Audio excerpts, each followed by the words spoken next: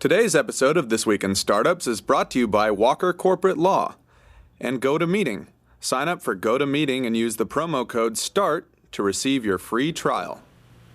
Today on the program, Dan Martell, the co-founder of Flowtown, recently acquired.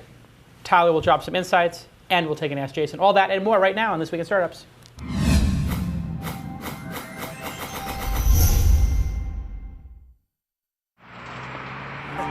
That's what it's all about, man. They said money is the root of all evil. What? Funny how it feeds my people. Yeah. We ain't gonna live like equals until we get the money, spend the money, and defeat you. Yeah. Money is the root of all evil. What? Funny how it feeds my people. Yeah. We ain't gonna live like equals until we get the money, spend the money, and defeat you. Hello, everybody. Hello, everybody. Welcome to another This Week in Startups. Today on the program, we've got Dan Martell, who is a serial entrepreneur. He's going to talk about his startup, which was shut down by Facebook, came back from the dead, pivot, restart, and then finally a sale. Lots of controversy, a lot of lessons, and it's going to be an awesome episode. Also awesome, Tyler Crowley here with me again. How are you doing, Tyler? I'm doing just fine, thanks. Just fine. Yeah.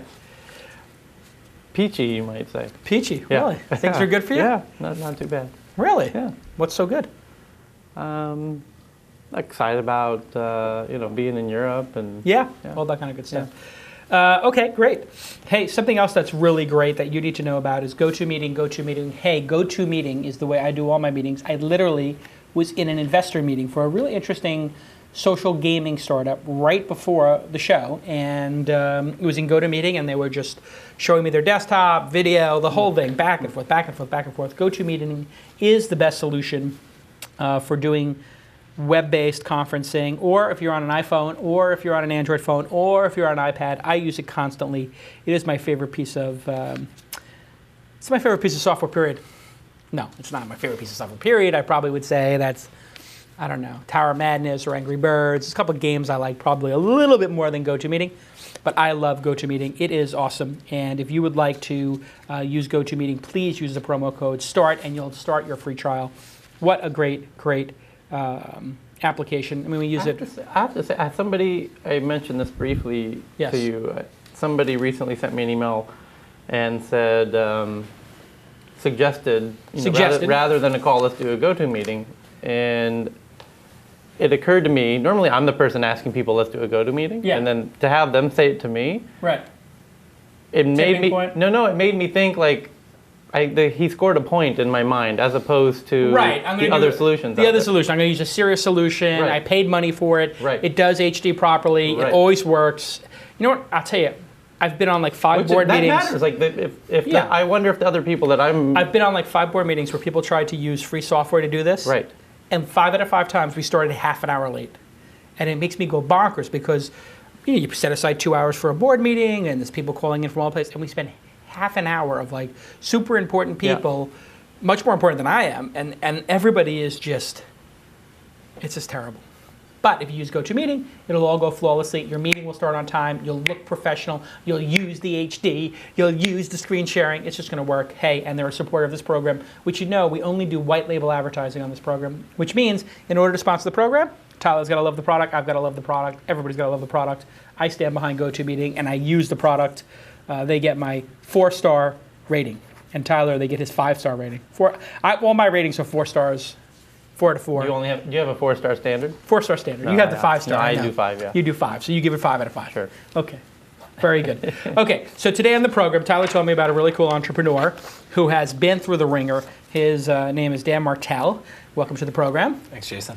And you are the founder or co-founder of Flowtown. Tell us, what is Flowtown? What was Flowtown? What was Flowtown? So Flowtown started 2 years ago. Yep. And what we did is we helped email marketing professionals, marketers, find the social data and demographic data on those emails so they could do segmented email marketing without having to bug their email list.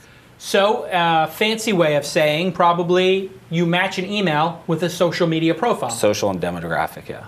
Now, this is a brilliant idea. If I've got MailChimp and I have 20+ thousand emails and I want to know what's their Facebook page, what's their Twitter page, wouldn't that be a good thing to connect? Absolutely. And I mean, MailChimp was actually one of the first companies that we partnered with. Right. So right out the gate when we launched the company, Ben from MailChimp reached out to us, said, hey, this is something our customers have been asking us for. Right. Can we do something with you guys in the interim because it's not on our product roadmap? And he was awesome. He helped us kind of get going and promote us to his customers. Really powerful. And you could do things like say, hey, how many of my followers have a Facebook page and are male? How many of my email list are male based on their Facebook page? How many are married, et cetera? All this incredible data being matched to an email address. Absolutely. But it was too good to be true. Unfortunately. Some people would say this is a privacy violation. The Wall Street Journal got wind of this happening. And there was another company, I think probably even a little more prominent, Rapleaf, that was doing this as well. Yeah. Yeah, so Oren Hoffman, the founder of Rapleaf, was actually an investor in our company. Yeah, so we were all part of this whole Wall Street Journal expose. Right, and this is what's the name of the expose they did?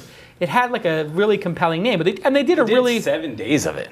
Like yeah, every day a different kind of angle to it, from ad networks buying data from game Emily companies. Steele, I have it on my screen here, guys. And so you basically were pulling all of this great information that was publicly available. Absolutely. On people's Facebook profiles, because Facebook will allow you to say, hey, find the user with this email address and pull it back. Yeah. But users probably don't know that that's possible. They're not aware that their profiles are public, right? I mean, that's the biggest concern. That's one problem. That's a challenge just in social networks in general. They don't realize what's public, what's not. Right. And the thing is that there were some bad actors, some gaming companies that actually used Facebook's viral distribution channel to get a bunch of user data. And when people at Facebook connect to the app, asking for all those permissions. I mean, if you've ever played any of the social games, they're pretty aggressive. We want permission to do everything and nobody reads it. No, they're just, they're in this gratification flow. So those companies, and I don't know who was named in those articles, but were selling that data to ad networks that were then retargeting. And so there was bad actors involved. So they cookie the user? Absolutely. So they cookie the user and say, hey, here are all the users who are from Arizona. That like golf. That like golf, and then they would sell that to an ad network. Yeah. The ad network would then have that. And so is it your belief that a large amount of this stuff going on is either gray or black hat? There's a big contingent doing that? I think there's a lot that's gray in regards to nobody really knows how to figure out what's right and how to message it to users. But there was definitely some bad actors that were they knew they were doing things that were against the terms of service, and that's why Facebook changed their terms of service, where now you can use Facebook Connect to enhance the experience in your product for a user, but you can't take that data and let your user export it, and that's what changed. And that was a big change for them. Our product allowed you to upload your MailChimp list and whatnot, and we'd push the data back. That part was we couldn't do that no more. And is that something that it's not something that was illegal, but it did jar people in a big way, and it seems like a lot of startups were based off of Rapleaf and these other products. Yeah, I mean, I believe you're an investor in Rapportive, yeah. Right? So Rapportive was in that. Essentially, we got a call one day saying, we all have till January 1st to stop. To stop sucking down data. To stop providing social data based on Facebook specifically, but there was other companies like LinkedIn that kind of took a stand back to your users so that they could get that inside the product. Now, if I'm a user, I could say, I don't mind my stuff being exported, go ahead and take it. Yeah. So can I do that explicitly with Facebook? If I said hey, I'm logging into this game and I don't mind them seeing all my favorite TV shows, go ahead, take them. Yeah, so what happened, I think what Rapportive did that was really smart is they started allowing users of the widget to Facebook Connect and LinkedIn Connect, and then they would use that explicit permission to enhance the experience. So we didn't have that. Right. Yeah. So I log into Rapportive and I say, hey, Rapportive, it's fine for you to put my information in your database because I want people to know all this information about me so they have my contact information. Absolutely. It's not like it's some major propriety. So would there have ever been a problem with this if people understood, because a lot of it's perception, I guess, would there have ever been a brouhaha here if consumers just understood when you put something on a social network, it's public, generally? It's not even that. I just think that consumers don't realize how pervasive the information they share in general and where it ends up or who can see it. The fact that they think that if they're on like this like forum for their, poker team in their local town, that data could someday be used to retarget ads to you because somebody's built a really efficient algorithm to do that at scale. Right. So I just think that privacy, and it still hasn't been shaken out. Like I still think the industry is going to have there's going to be some other waves of this. So while you're doing this sort of really clever, hey, upload your email list, we'll give you back a bunch of data about your users, that sounds like something I would love to use. And in fact, I did use it on MailChimp, and MailChimp I think originally used Rapleaf. I used Flowtown. Oh, you used Flowtown. Absolutely. And then I guess they stopped doing that, and then they started using Quirly. Quirly. Which just got acquired by another company called FlipTop. Got it. Now Quirly, and I know the founders, they're awesome. They did it in the UK because in the UK there's different laws around stuff. Got it. So this is, doesn't the UK and Europe in general have a tighter privacy controls? I don't know. Because EU, my understanding is always they're more, protective of their users. I asked why they were doing it there, and I thought it was maybe in the gambling world there was something there. I don't know. Interesting. So you're running the company. This is was it a profitable business at that point? Yeah, we were 35,000 businesses. We had almost 100,000 a month in recurring revenue. Wow, fantastic. Yeah, we got to about 20,000 in a month in revenue in 2 months, and then we raised an angel round from Mitch Kapor from Lotus Notes, Dave McClure, Travis Kalanick from Uber. Yeah, sure. Mark Goins, who's awesome. So you raise this money, and then you get shut down? Yeah, so we raised the money in February, and then essentially that October got the, hey, you guys got to stop doing this in January. Wow. And we were on a 33% month-over-month growth curve. And so at that point, you decide you're going to jump off a building, or what's that day like? Let's recount that first meeting. Yeah, so I remember Ethan got the call, my co-founder, and it was, at first you kind of like, what does that mean? Right? So we got to stop using, what does that mean? All right, well, that took a couple days. And it was about 3 or 4 days into it, we realized like come January, that toehold that we got in the market is gone. Now, Facebook says you can't use this data? It was Rapleaf who called us, Oren, and said, here's what we're hearing. We obviously want to comply. They had to change their terms of service to disallow companies to give the data outside using it. So there was like 300 companies that got affected, right? There was ones that were good actors and there was bad actors. But yeah, there was GigaOM wrote a whole blog post about here are the companies that use the data, eTax that ended up selling to Salesforce, Reportive, us. There's just a bunch of people using that data using the Rapleaf data. Absolutely. So we did it ourselves initially, and then when Oren became an investor, we obviously switched for certain types of data from Rapleaf. And Rapleaf had to flush that data from their system or face the acts of God, or what? The acts of Zuckerberg? Yeah, I don't know what their conversations were like, but they could no longer provide it. So I'm not sure if they had to flush it or what the scenario was. Yeah. Was your understanding they had permission from Facebook to access that data, or had they collected it on their own? Yeah, it was collected on their own. It was all public. Essentially, Google was indexing all these pages anyway. So you could argue, just like a lot of people scrape Yelp reviews, you're not supposed to do that. But if you get it through a cache page on Google. So Google's allowed to scrape all this Facebook stuff, put it into a database, and use it themselves, and use it for search. But the rest of us are not allowed to do that same thing. That's the kind of understanding behind it. Yeah, it's sort of troubling, and I guess as part of it seems like Google can do whatever they want when it comes to other people's data, and the rest of us can't. Yeah. And it's a double standard, isn't it? Yeah. They're obviously the big behemoth, so they can get away with a lot more stuff than startups. Yeah, lots of lawyers, I guess. And so you decide this huge business with tons of recurring revenue. You just tell your customers we're not providing this anymore? So the interesting story behind that was, as an entrepreneur, this is my second company. So I built another company. I think through any company's lifestyle or life cycle, you go through these ups and downs. Sure. Mahalo's been through a couple, right? Yeah. So you get kicked in the nuts, and it's like one, I would say. Yeah, and you just like, what do you do? So for us was, if admit that that's what's going to happen, and don't be like a deer standing into the lights and do nothing. So accept it. Accept it, and then if it's true, what's the reality going to be post the outcome? So for us, it was the product we had is no longer going to work. So the only kind of solution to that was start from scratch. And if you're going to start from scratch, it doesn't matter if you have 500, 600,000 in the bank, get back to startup mode. So we had 14 people, laid off everybody except for 5. Out of the 5, Ethan and I didn't take salaries, and the other guys took a 50% pay cut. Wow. And we went you take those 5 people in the room and say, hey, it's been the gravy train's been going. The ones that weren't staying, you take those in and you do it in one swoop. That is the best practice. You have to do. Having you got done to cut layoffs deep 3 times. Oof. You got to cut quickly. Cut deep. Yeah.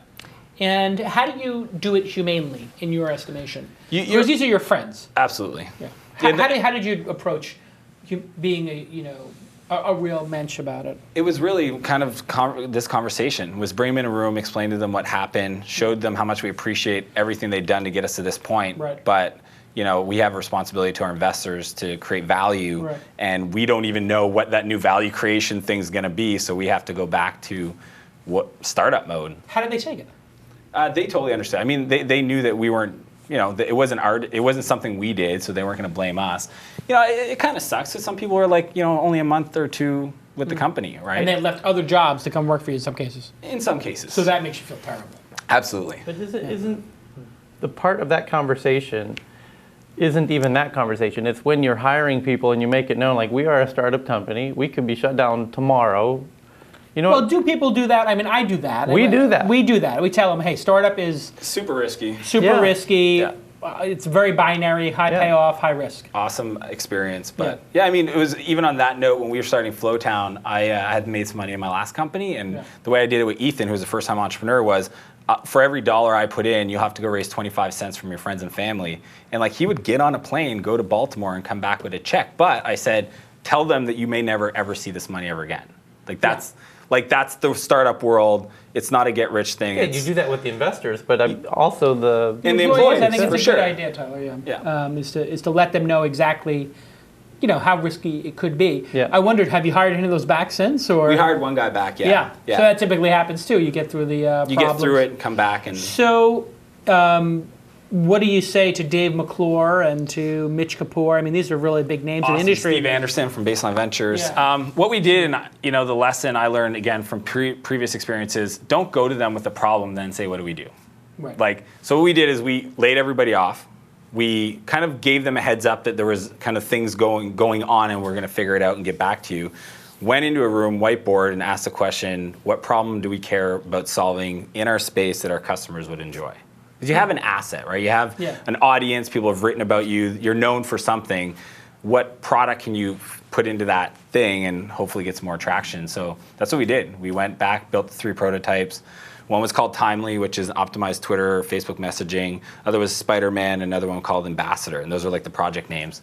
And once we launched those, got traction on them, we then had a board meeting. We didn't have a board, we just brought everybody in a room at the same time, said, here's what happened. Here's what we learned, here's what we did, here's what we're going to go do. And they were like, thank you for... Yeah, they're like... We got to get back to our lives. You guys did that? Oh, sorry. Swear jar.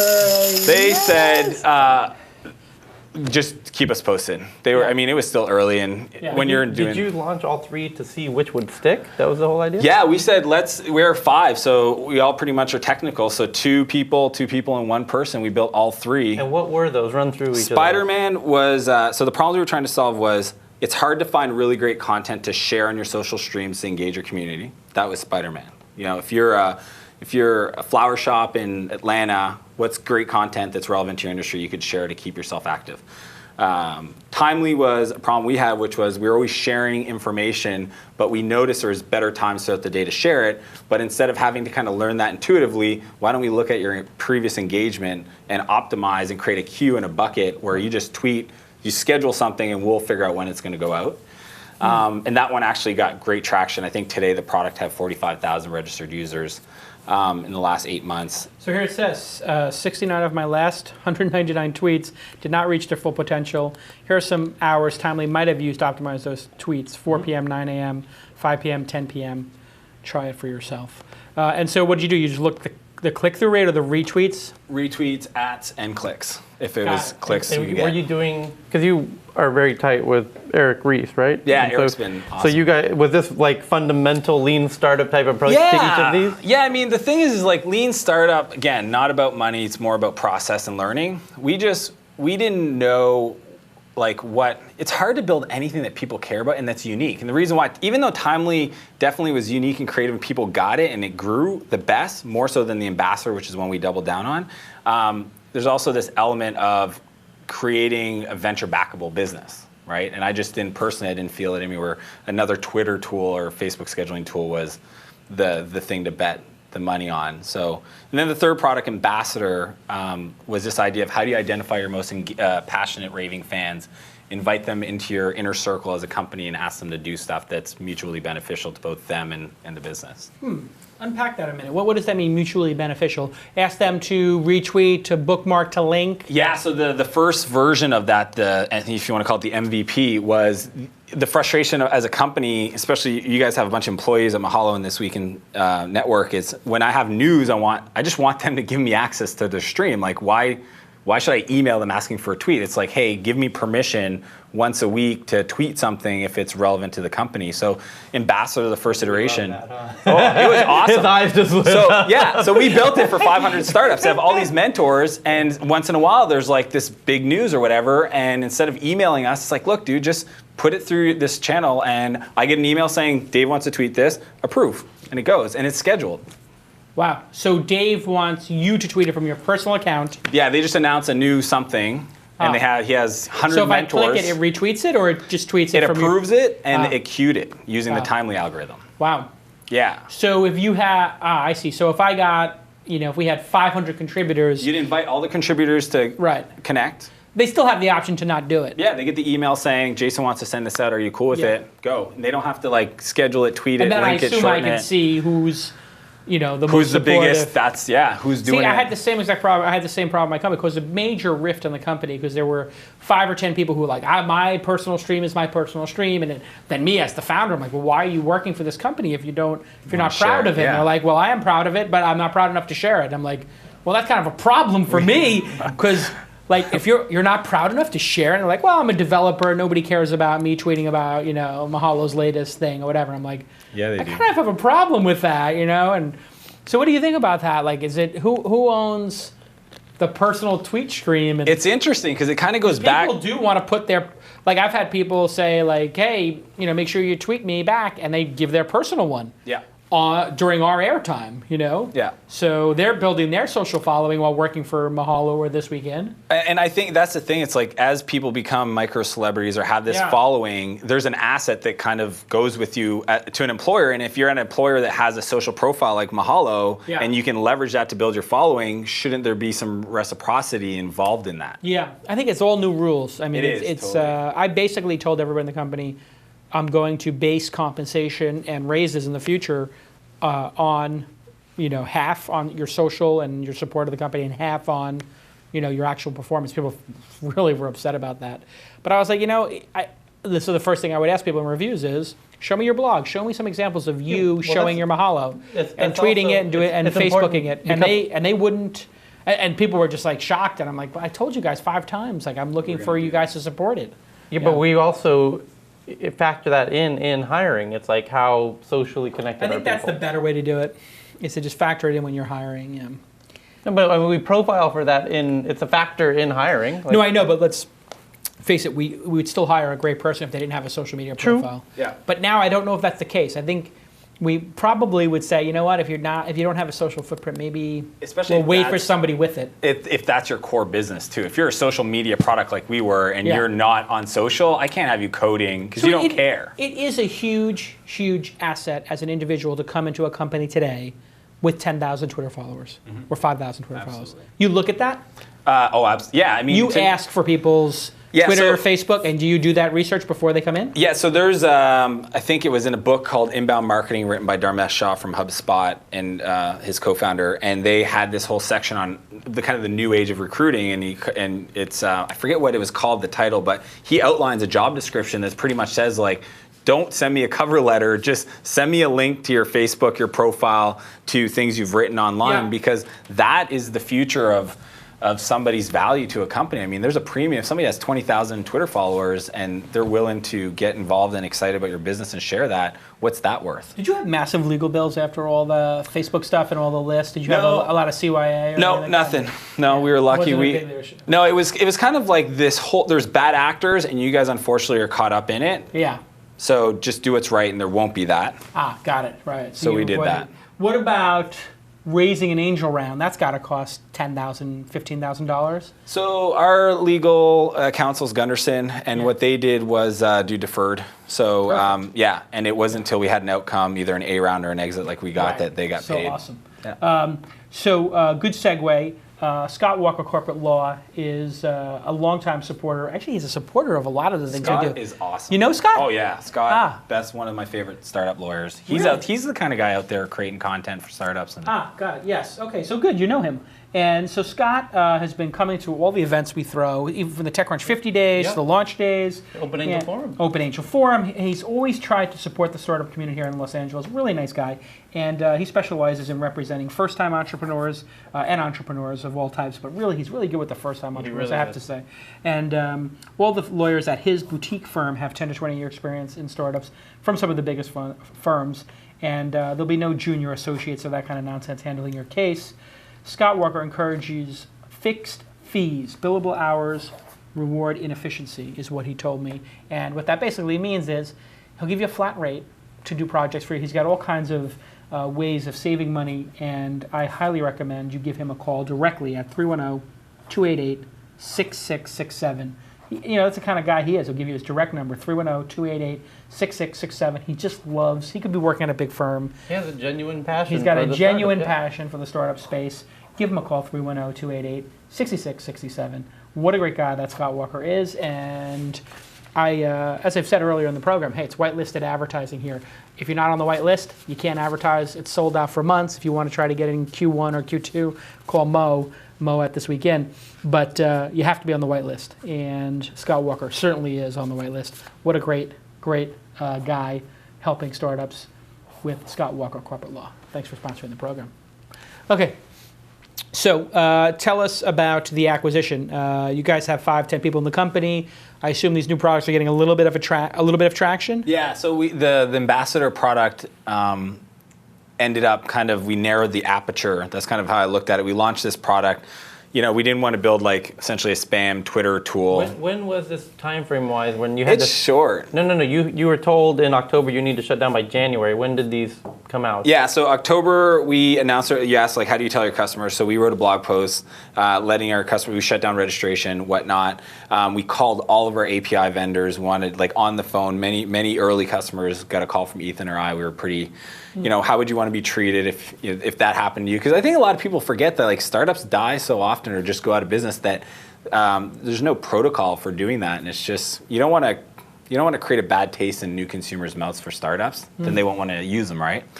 So we did that, and then we built the prototypes in 4 weeks. So we essentially spent 2 weeks per product, and then iterated. And then by December, we knew that Ambassador was the product we were going to lead with, and iterated against that in March. And in March, we launched gift marketing. We grew that to thousands in revenue, hundreds of customers, close to 1,000, and then the DemandForce conversation. Well, it wasn't even DemandForce. What is the gift marketing product? Gift marketing? So VaynerMedia was one of our customers. It's the thank you economy. It's surprise and delight. So if you've ever said, I want to pick 100 people out of my customer base and surprise them with something, we did that in an efficient way. So we tell you, because we had the data, who those best people were, right, for your company. We'd help you give them the product. So you'd create a gift page that had a Facebook Connect or a Twitter auth button. Yeah. So you could do it publicly, even though only those people could redeem it. So publicly, I can gift on my fan page. Right. Hey, Jason, thanks for being awesome. Here's a T-shirt. They claim it, and then if you wanted to, you can create a viral loop like a Groupon does, where they can gift it to their friends. So I could gift a Mahalo mug. Totally. Or an iPad app. Or an iPad. Well, not an iPad app, because that's go through the store. An iPad app, yeah. But I'll gift a Mahalo mug, and then Tyler gets it, he lands on the page, and it says, would you like to give to one of your friends? Here's a list of possible friends. Yeah, he Facebook connects and it says, here's your friends, and it uses Facebook to gift all publicly, but only those friends that he gifted to can claim because it uses Facebook as the identity. Got it. So you can create this sort of loop. So for a physical product that costs $6 or $7 to send, you wouldn't want to do it. But for something that costs, it's a digital asset. Right. Yeah, like a coupon code for your app.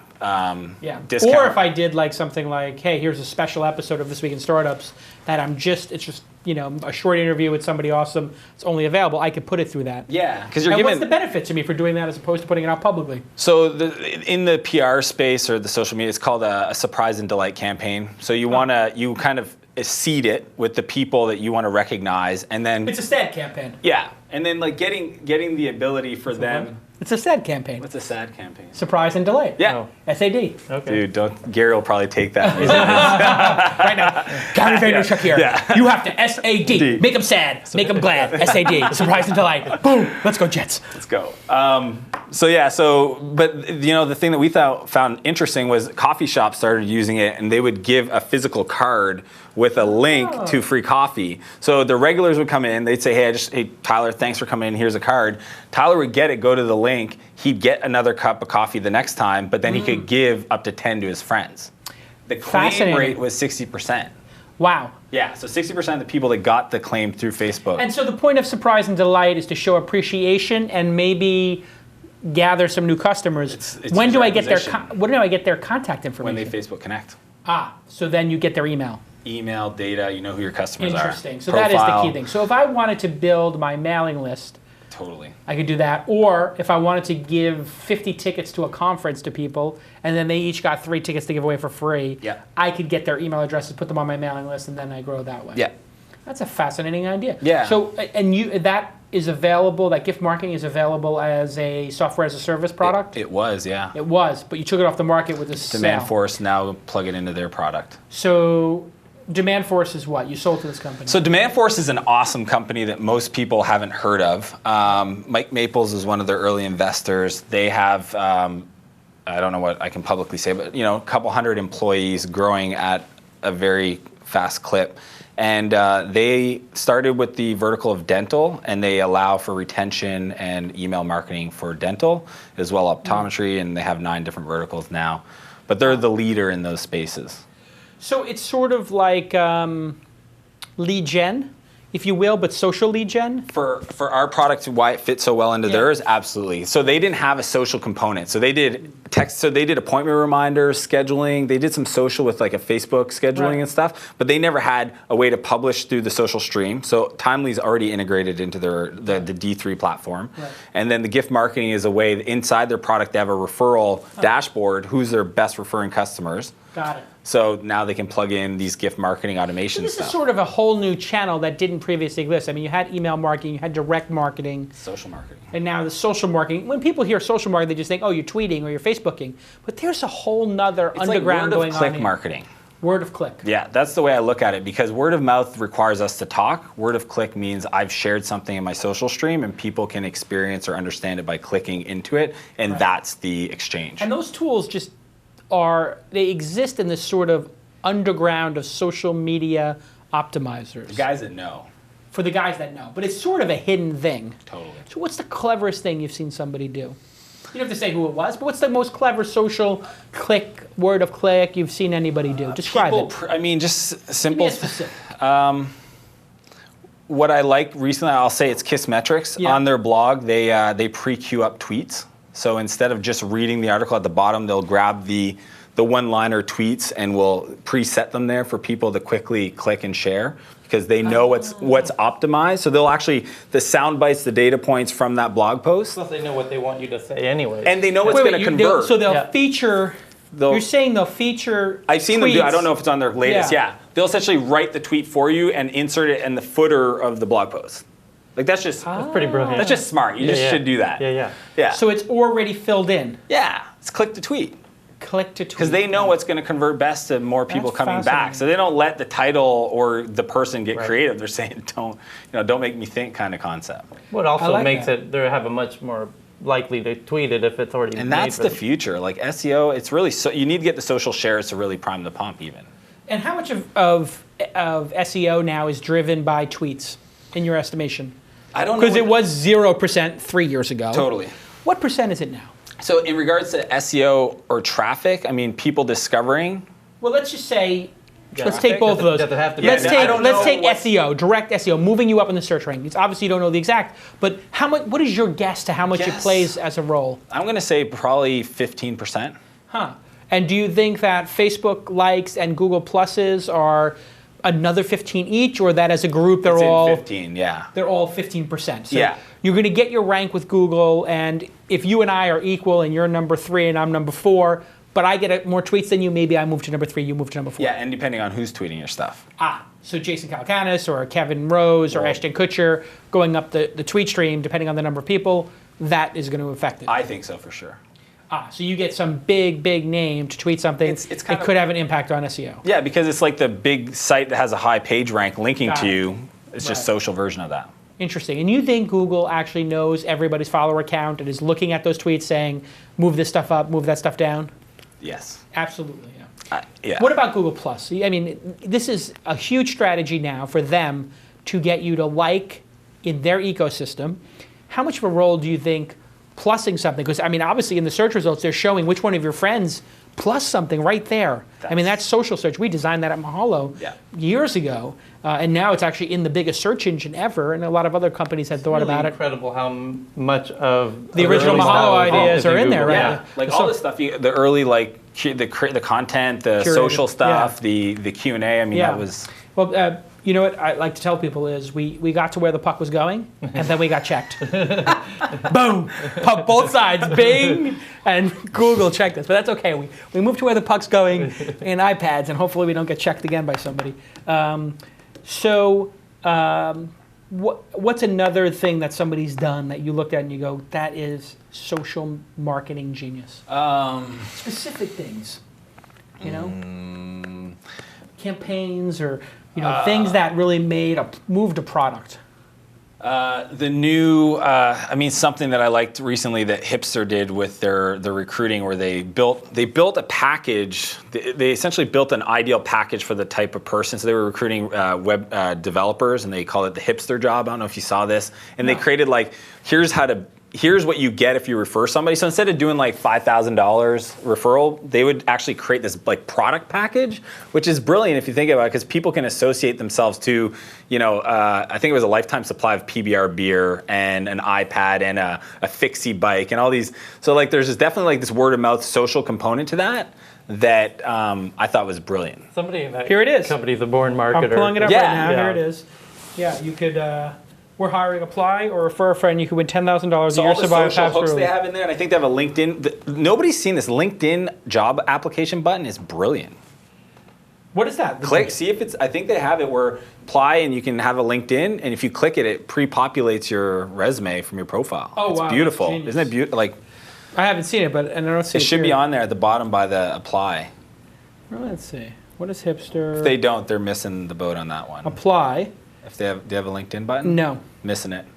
So LinkedIn, you can do that, huh? I didn't They have realize an that. apply LinkedIn, kind of like a Facebook Connect button. So I just submit my whole LinkedIn resume. You click it, Lightbox, beautiful, done. Neat. Good to go. That'll make it more efficient. Look at this. Yeah, wow. And you can win some boots, or you can get $10,000 in cash. Wait. If we hire a person, they'll give $10,000 in cash? That's ridiculous. Yeah. I guess if you're paying $20,000 for...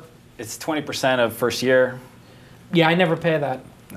No, but you can get your bangs trimmed, apparently. Yeah. Fascinating. That is a really good idea. So how much of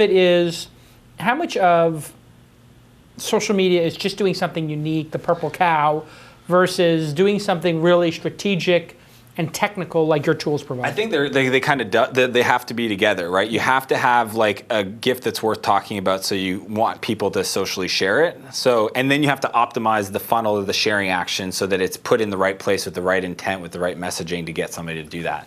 So if I have a restaurant, brand new restaurant, Culver City, I need to get the word out. I come to you, I've got $5,000 to spend for my restaurant over the next 3 months, $2,000 a month or something.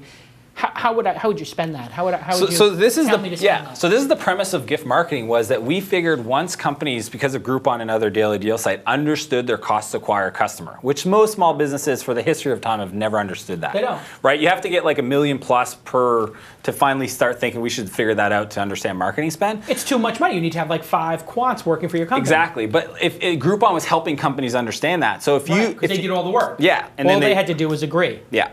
So if you understood, if a restaurant, like you said, understood their cost to acquire new customers up to $20, then it's justifiable for them to take that $5 grand and actually figure out what's a product on their menu they can give away for free, and seed it with 100 of the right people, maybe their existing most passionate customers, and allow them to gift that same product to their 10 friends on Facebook. They would be full in a week. And why isn't everybody doing that? If the tools don't exist, is that the reason? Our tool didn't exist. Until you sell the company? Why? Did you sell the company because you're running out of cash? No, we had money in the bank and making. So they gave you a disproportionate offer to the value of the company? You know, it was an opportunity cost thing. So it came down to we were going to have to raise another A round. We unsolicited. We had 2 companies come to us in July of this summer, saying, what are you guys thinking of doing? And Ethan and I kind of went to our investors, Steve Anderson, and said, here's what we're hearing, here's what we're thinking. What do you suggest? And the thing I got to say is that like raising from good investors, they give you, they're great about it. Because like some people might say, go for gold, raise the A round and whatnot. Yeah. He was like, go down that path and understand what the numbers are they talking about. Because when you look at raising another round, dilution, raising another round, dilution, and then maybe in 5 or 7 years, maybe you have an outcome versus real money today. And you got offered a good deal. Absolutely. Yeah. So you made money on it. Yeah. The angel investors are happy. Yeah, they got some kind of return. Awesome. That would be 3, 4, 5x. And it was 13 months. In 13 months. So they more than doubled their money, tripled their money. Yeah. So,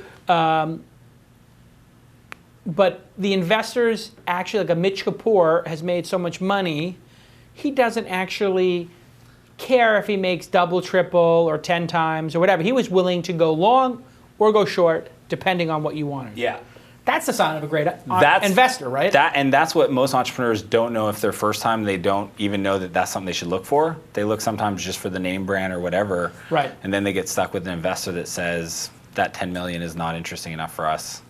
Yeah. Go raise an A and you get booted because you lose control. I know somebody who had a company that got a $250 million, $250 million offer from, how do I say this without...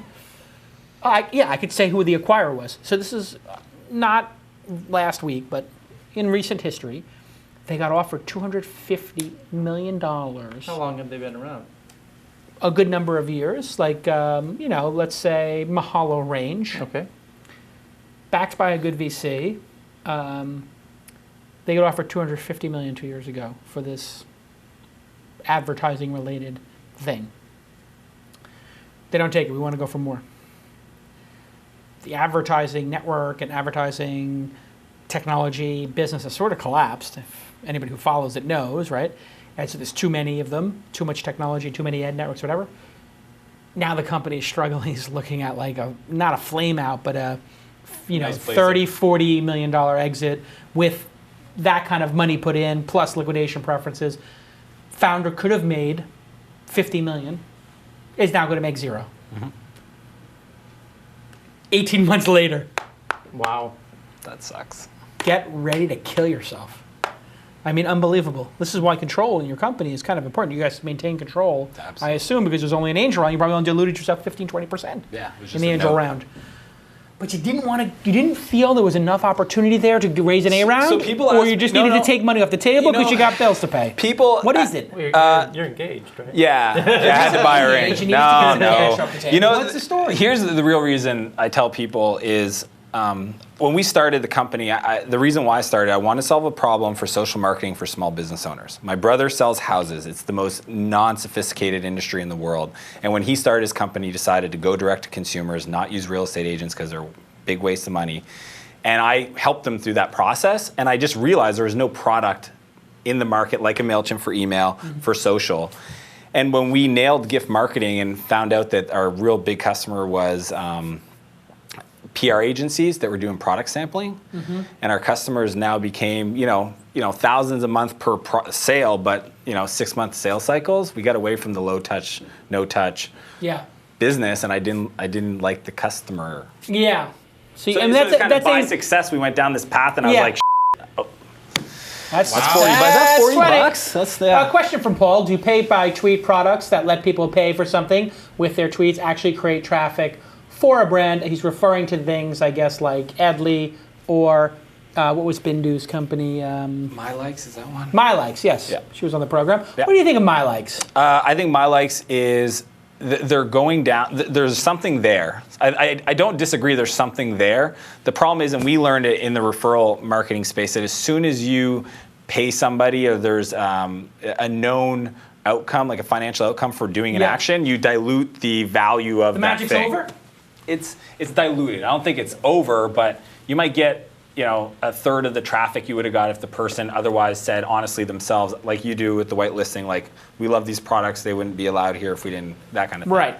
So it does drive traffic. I mean, I test every channel as a marketer, and it does You can get traffic, but it looks like from when I used it, 10-20% of the traffic is kind of garbage. It's not good, yeah. Yeah, which is but that's not just good like traffic. the bots, right? There's a lot of bots, and it's obviously whenever you're paying, whenever something's so easy to do like that, too good to be true, you'll draw in people who are sadly underemployed in Middle America or in India or in Mumbai or in China, or not really anymore in China because they're overemployed. But anyway, the point is you get underemployed people who are desperate to get some money in to take care of their families and pay their rent, which I totally sympathize with.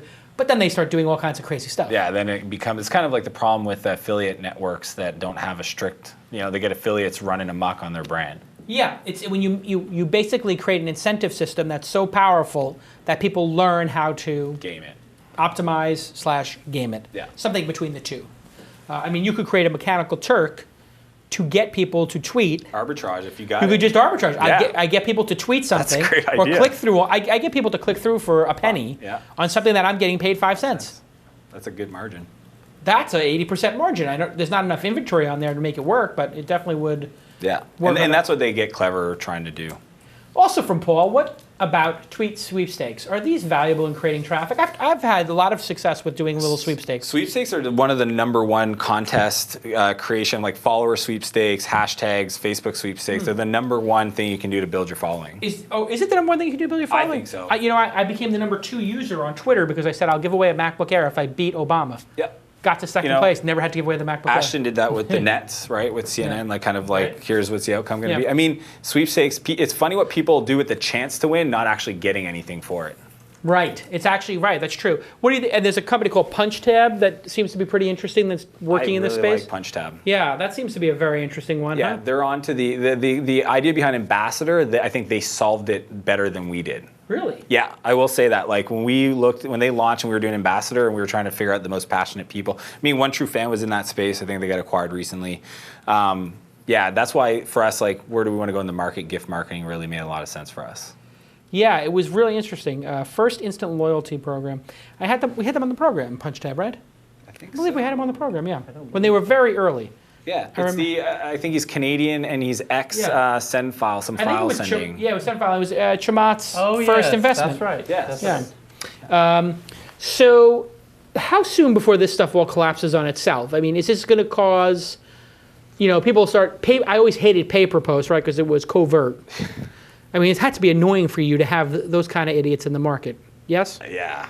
I mean, it makes everything you do feel smarmy. Yeah, it's just, I just, like, I don't know, I never liked it, never felt, I just didn't feel they handled their brand. Like, we had that challenge with Flowtown, like, people thought it was very Big Brother and scary, but we were, like, honest about it. We had a soft brand behind, like, you got to do things. You can't be, like, dark and scary website, and then that's what you do. Like, we had a very fluffy illustration design style that we wanted. Well, I like the idea of, hey, you are a fan of the product, or you work at the company, we'd like to have a coordinated social media process, and it's opt-in. Yeah. So we'd like you to send this at some point, authorize the account. If you don't want to, you don't have to. Exactly. It's up to the boss to be draconian in that situation. Yeah. But pay-per-post felt really smarmy because you had this blog disclosure on your About page, but you could blog about something and not disclose. Yeah. And the industry has not collapsed on itself. Why? I think because there's still a lot of value creation there that's actually not swarmy.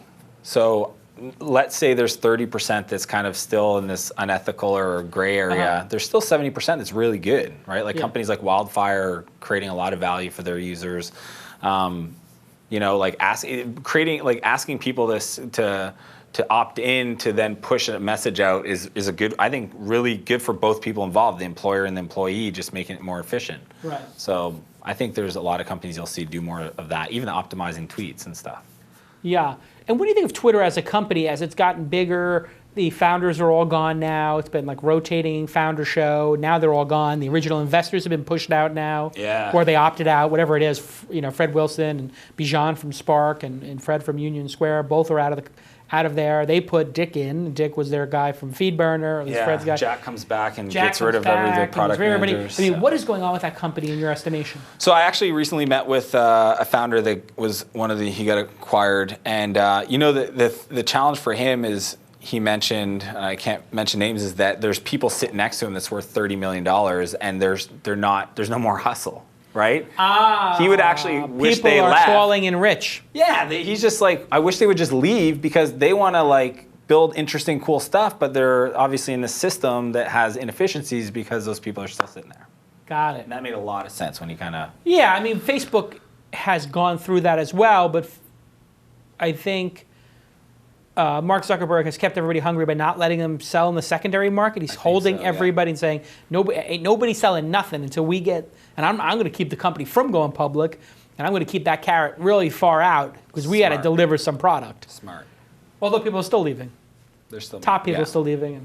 And, interesting. Yeah. So what now? You going to spend some time at this new company and try to do the integration? What's the reasonable expectation for a founder like you to stay at a company like that? So the great thing about DemandForce is they've taken the whole team, allowed us to focus on this new product set, kind of more social stuff that obviously is part of our DNA. And for me personally, I get to learn how to run a 100+ salesperson company, which I've never done. Oh, wow. So I actually, last week, I moved my desk from the product floor to the sales floor, right in the middle of it, because I wanted to see what it was like. All right, let's do a quick, I think Ranjith was the guy who was on from Punch Time. Hey, let's do a quick Ask Jason. Or do we have like I thought we had a graphic. There it is. I don't even know if we're playing the graphic or not because I don't have a monitor right now. Okay, so who do we have on the line? Mitchell Tyler. One more time, who do we have on the line? Is it Mitch? Mitch. I don't think we have audio in here yet, guys. Now we have audio. Boom. I hear you, Mitch. Mitch, are you there? All right. I'm Mitch, here. Okay, you have a question for us? Let's hear it. I do. So I'm at a point in my career where I'm a little confused as to which direction I should go. Just to give you a little... Tyler too. Just to give you a little background insight into my personal career. In college, I had an e-commerce business. I was making $30,000 a month. Laws and regulations shut that down on Google AdWords, so that stopped. Then I built a Twitter application, a bulk follow tool, sold that to a UK investor, not for a lot of cash, for 50 grand. And when I graduated school, I joined a marketing agency, which I'm now. It's just myself and my partner, who's 56 years old, and it's a boutique marketing firm. And we have a handful of large clients of Fortune 100 companies, but I'm pigeonholed at a certain salary. So on the side, I've been building a marketing agency of my own. I've started a social CRM, web-based application called picniccrm.com, and it's something like a high-rise CRM. It's doing pretty well. It's getting about 10, 20 signups per day. Live in New York, well-connected. Play football with AJ Vaynerchuk on the weekends. Okay. My roommate is... Yeah, let's get to the question here. I got the whole resume. What's the question? What kind of salad do you get when you go to the soup exchange? What's the question? So my question is I'm not really too sure. Should I focus on growing this agency where it's just the two of us? Should I focus on a startup and try to get VC capital. Do you own this agency business? You're partners with the person? I'm not. I don't own it, and I'm not partners. I survived the recession. It was 30 employees at one point. Got cut down to 2. Wow. So. All right. I've got an answer for this. This is okay. So here's the situation. Are you learning right now? Are you learning a lot? No, I mean I'm pretty much learning on my own. And, okay. So this makes it really easy.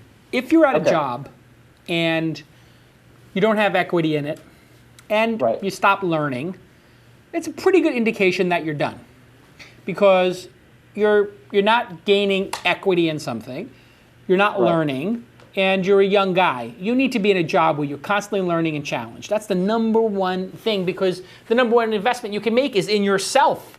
And if you're not learning and you're not growing and you're not challenged, then a year or 2 of your life goes by. It would be like, a great basketball player playing with a bunch of dopes at the YMCA instead of playing in the NBA. Better to be the worst, bench warmer on the Knicks than to be the number 1 guy at the rec center, right? You need to be in a game where you're getting your ass kicked a little bit and you have to fight and you have to get better, like you probably do in your football game on the weekends. And so you're collecting a salary. There's nothing wrong with that. Hey, listen, you're not part of the, the folks occupying. You're not occupying Wall Street. And, which is, I'm sure it's a great party. I'm sure they got great weed. I'm sure there's lots of hot chicks. There's a great drum circle I saw on Conan O'Brien said try up the incel comic dog. Oh, it's so brilliant. But anyway, listen, you're doing a decent job. You got a job. You're contributing to society. But you obviously have the spark.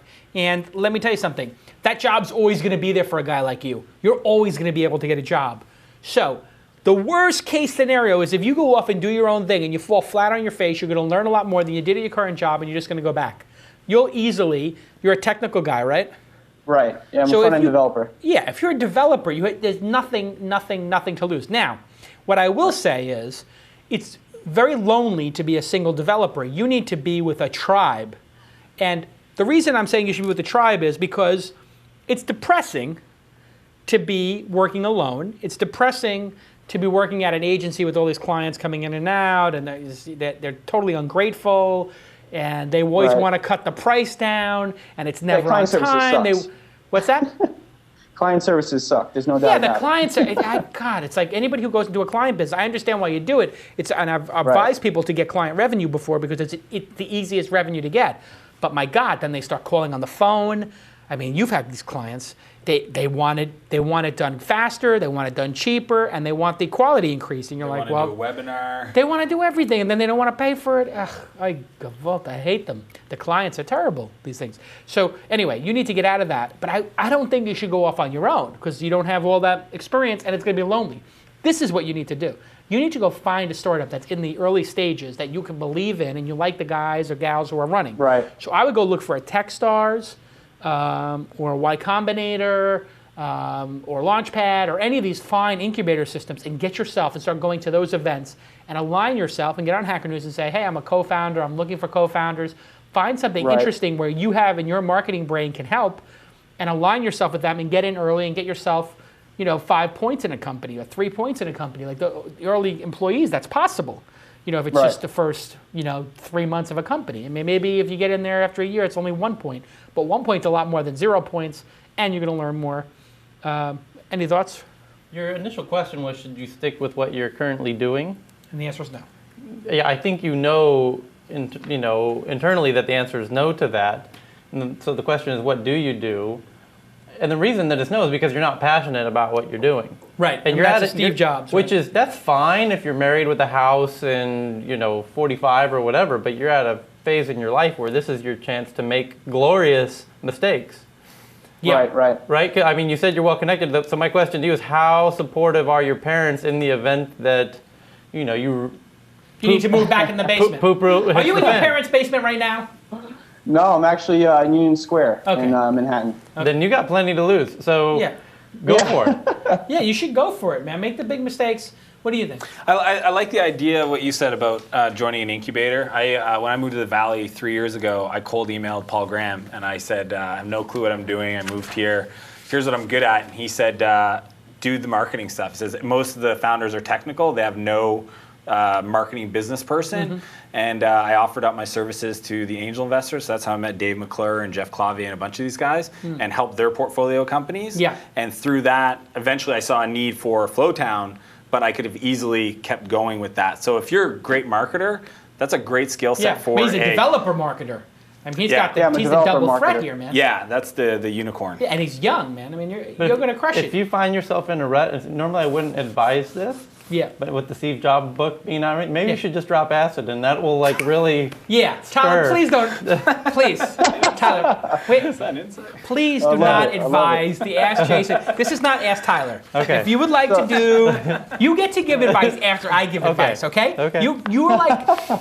I saved it for the end. You know when you order a fine dessert and then they put a little syrup on the side? Yes. You can dip it in. That's what you are. You're this fine little syrup on the side. Don't get too crazy, okay? It's like people. Don't tell people to drop acid on the program. Come on, Tyler. I'm just saying, if he's in a rut, you should totally drop acid. Right. No, don't drop acid. Go to Silk Road with the tour Is that the move you would do, Jason? That's the move you would make?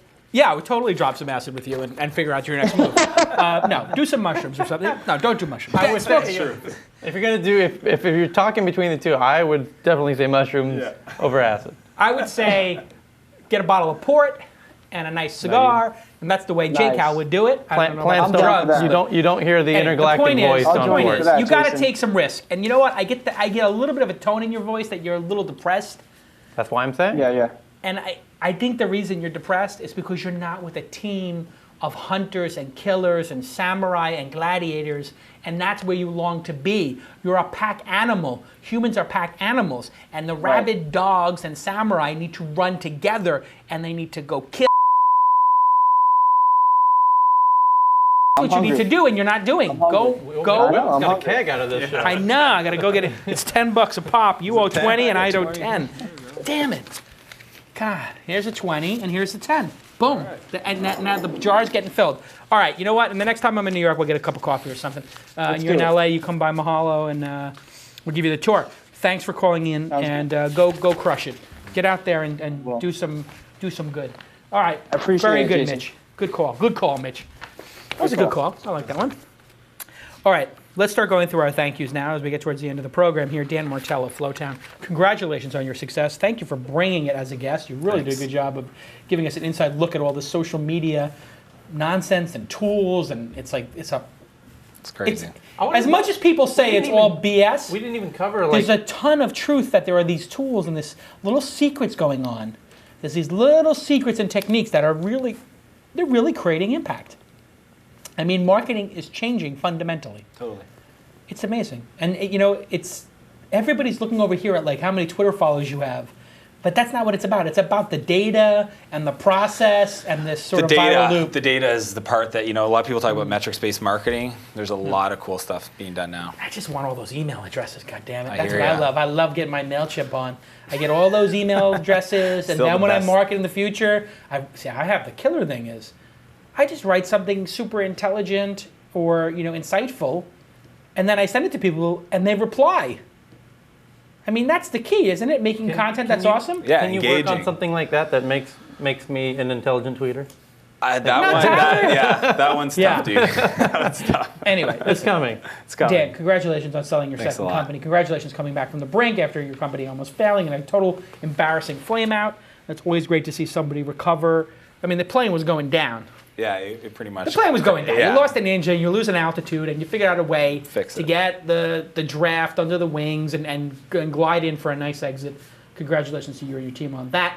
Thank you to GoToMeeting for flawless HD conferencing there when we did the GoToMeeting for the Ask Jason segment. Thanks to Scott Walker Corporate Law for being just a great guy supporting startups. If you want to get Scott's help, 310-288-6667.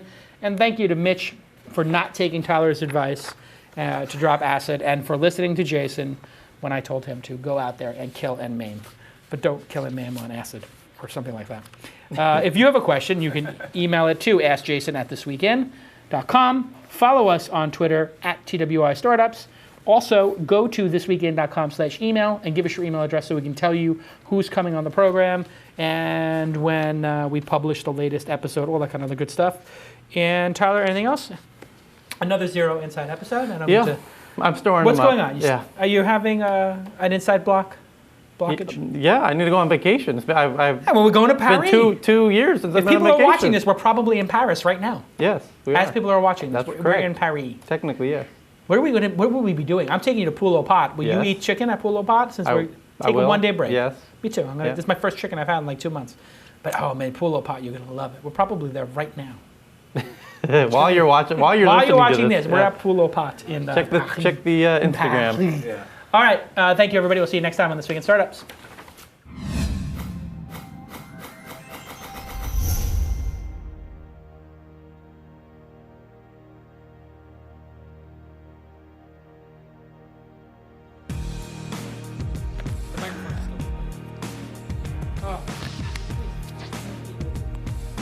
It's part of the show. What do you mean? This will be the acid show. Right? No, the mics are absent. That was the first. That was the first time you filmed it. Yeah, it's not like the thing that. I am going to start prescribing things though. Like, will you prescribe? No. Like, here's your prescription. Like when they have a problem, you're like, here's the prescription. Yeah. LSD. I know we're going to have to put a drug content warning on this time. Exactly. Is that what they do? This is not appropriate for children anymore. Right in the chip jar. Look at all this money. Look at all this money in the chip jar. A lot of people are out there. This is getting. You better put this in a. Keep it in the same place. Yeah. Awesome. Thanks for coming on. It was great. Great.